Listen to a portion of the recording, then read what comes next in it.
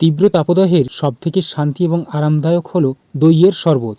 গরমে খানিক আরাম থাকতে চাইলে তাহলে ঠান্ডা দইয়ের শরবত খান, দেখবেন খানিকটা শরীরে স্বস্তি মিলছে। আসুন আজকে দইয়ের শরবতটা অন্যভাবেই বানানো যাক। তার জন্য লাগবে প্রায় 100 গ্রামের ওপর দই, অর্থাৎ টক দই। তার উপরে খানিকটা পাতিলেবু চিপে দেব, তারপর দেব স্বাদ মতন লবণ, আর সেটাকে ভালো করে ফেটিয়ে নেব। তবে আপনাদের হাতের কাছে যদি মিক্সার গ্রাইন্ডার থাকে তাহলে আপনারা তা ব্যবহার করেও বানাতে পারেন। শুধু জল দেওয়ার আগে ভালো করে দইটাকে ফেটিয়ে নিতে হবে। এই গ্রীষ্মের দিনে আপনার প্রিয় শরবত কোনটি তা অবশ্য চাইলে জানাতেই পারেন। ভিডিওটি আপনি কোথা থেকে দেখছেন তা জানাতে ভুলবেন না কিন্তু।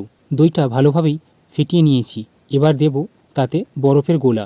আপনারা চাইলে ফ্রিজের ঠান্ডা জলও দিতে পারেন। এবার বরফ দেওয়ার পর ভালো করে সেটা মিশিয়ে নেব, যাতে বরফটা দইতে পুরোপুরি গলে যায়। এরপর খানিকটা স্বাদ বাড়াতে দেব পুদিনা পাতা। পুদিনা পাতা দিলে স্বাদটার যেমন পরিবর্তন হয়, আবার খানিকটা গোটা পাতা তার উপরে ছড়িয়ে দিলে দেখতেও ভারী সুন্দর লাগে। বন্ধুরা, আপনাদের পছন্দের দই কোনটি, অর্থাৎ মিষ্টি দই নাকি এই টক দই? যদি আপনি টক দই ভালোবেসে থাকেন তাহলে কমেন্টে অবশ্যই জানাতে পারেন। আর যদি আপনি মিষ্টি দই ভালোবেসে থাকেন তাহলে চটজলদি ভিডিওটি সবার সঙ্গে শেয়ার করে দিন। পরবর্তী ভিডিও দেখার জন্য চ্যানেলটিকে সাবস্ক্রাইব করুন। এখন সবাইকে টাটা।